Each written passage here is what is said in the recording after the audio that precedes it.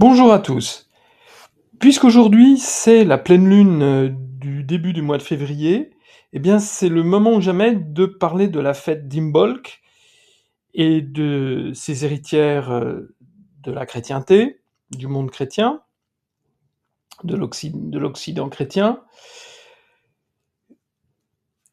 Puisque aujourd'hui c'est véritablement le jour où cette fête était fêtée selon l'ancien calendrier celtique et même antérieurement pré-celtique. En effet, sous nos climats, l'année est rythmée par 4 saisons. L'Europe connaît depuis la préhistoire 4 fêtes saisonnières trimestrielles qui obéissent à un calendrier lunaire ponctué par la nouvelle lune et la pleine. Et c'est la pleine lune qui marque le premier jour du mois.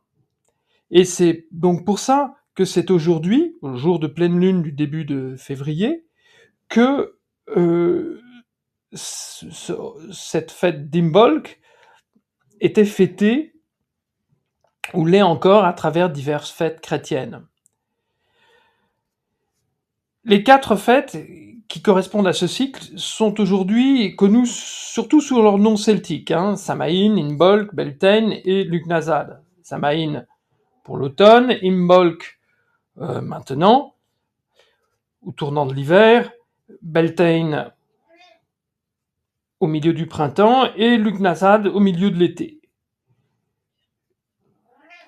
Bien que nous ayons des traces de ces fêtes antérieures à l'arrivée des peuples celtes, c'est normal que ces dénominations celtiques aient prévalu, puisque c'est en Irlande, en Écosse et sur l'île de Man qu'elles se sont maintenues sous ce nom et que grâce à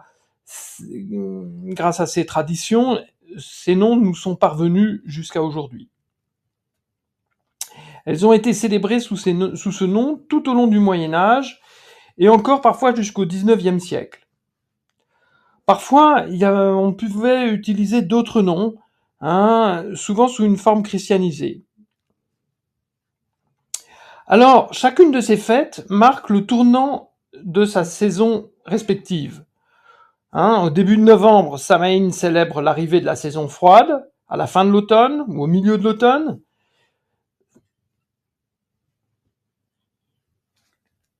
Et la saison froide est clôturée en février par Imbolc, au tournant de l'hiver, au milieu de l'hiver, lorsque les jours commencent à rallonger de manière notable. Et au début de mai, Beltane marque le tournant du printemps vers l'été, lorsque les forces de la vie végétale et animale surgissent et triomphent. C'est lors de Lughnasadh, enfin, que l'on goûte les fruits de l'été, et donc l'on salue cet été qui touche à sa fin, au début du mois d'août. Les 4 solennités que je viens d'évoquer se regroupent donc 2 par 2 en semestre. D'une part la saison froide avec Samaïn et Imbolc, et de l'autre, pour la belle saison, Beltane et Lughnasadh. Il semble bien qu'à l'origine, Samaïn et Imbolc aient été placés sous l'égide tutélaire du dieu Cornu, Cernunnos, et certainement d'une divinité ours, peut-être femelle ou mâle selon les cas, alors avec ces noms celtiques, Artio pour l'ours femelle et Art pour le dieu ours mâle. Pour la belle saison, Beltane et Lughnasadh étaient certainement sous le patronage de Lugh, qui est le jumeau de Cernunnos. Lughnasadh, le nom le fait bien entendre, mais aussi certainement d'une déesse de la fécondité. Alors, cette division quadripartite de l'année, en saison, ça correspond aux calendes saisonnières étrusques qui ont été ensuite reprises à Rome et adaptées dans un calendrier solaire. Et c'est quelque chose de tellement traditionnel que le droit coutumier britannique, jusqu'à aujourd'hui, garde ces 4 dates annuelles pour régler les dettes, les baux, embaucher ou licencier un employé. On pourra revenir plus tard sur cette division des saisons, des fêtes saisonnières qui ponctuent l'année. Mais aujourd'hui, donc, puisque c'est la pleine lune du début de février, je voudrais vous parler de la fête d'Imbolc en particulier, et qui est en général le plus souvent adaptée en Occident à travers la fête chrétienne de la Chandeleur. Pas seulement, mais le plus souvent. En Irlande, elle est surtout adaptée à travers la fête de la Sainte Brigitte qui a lieu le 1er février.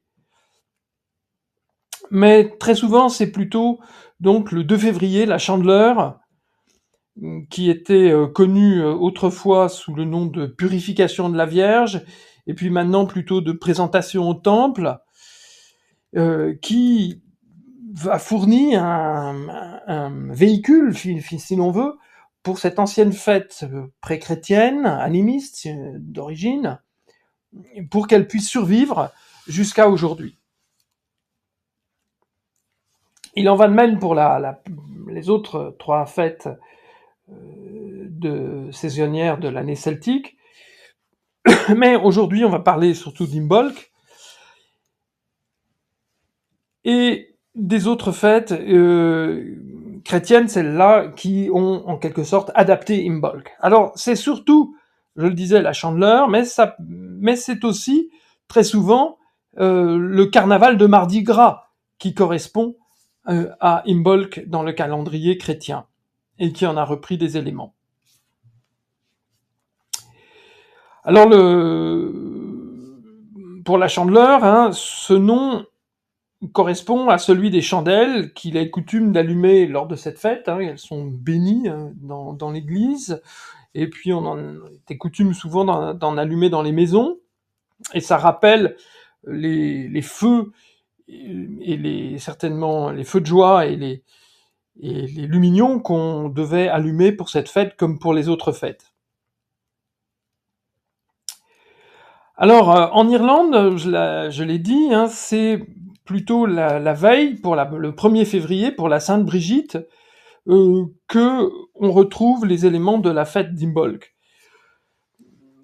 Alors Brigitte, c'est une sainte un peu particulière, puisque en fait, Brigid, c'était le nom de la déesse mère de la fécondité en Irlande, et qu'elle a eu droit elle-même, comme déesse de la fécondité, à être transposée en une sainte religieuse moniale sous le nom de Sainte Brigitte.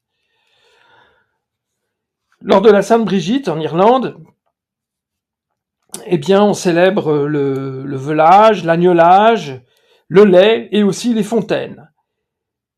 Et tout cela est célébré en particulier par la suspension de ce qu'on appelle les croix de Brigitte, qui sont des croix en paille tressée. Ce ne sont pas forcément des croix, ça peut être aussi des trisquelles. Et aussi par une procession en costume de paille, c'est-à-dire des jeunes gens du village qui se revêtent en général de manteaux et d'un visage, d'un masque tressé de paille, en général cornu.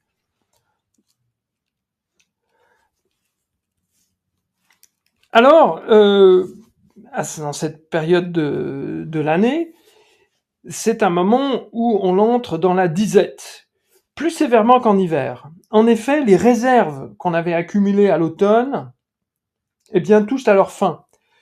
On avait des réserves de viande, avec des salaisons, eh bien, elles vont commencer à manquer, ou même elles peuvent parfois se détériorer.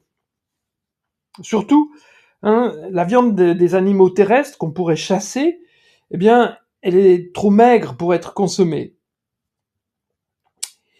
Il faut se contenter, lorsqu'on en a, n'est-ce pas, de poissons, de crustacés de rivière, et on peut voir comment le carême chrétien s'est emparé de cette nécessité tout à fait écologique à la base, de l'écosystème dans lequel vivaient les habitants de l'Europe, pour le transformer en exercice ascétique, lui donner une signification nouvelle dans le jeûne, du carême et de l'abstinence de viande. Au contraire, donc, pendant Imbolc, puisque c'est la fin d'une certaine forme d'abondance, et ben c'est l'occasion de partager sans retenue les dernières provisions de viande, sans souci du lendemain, avant la disette.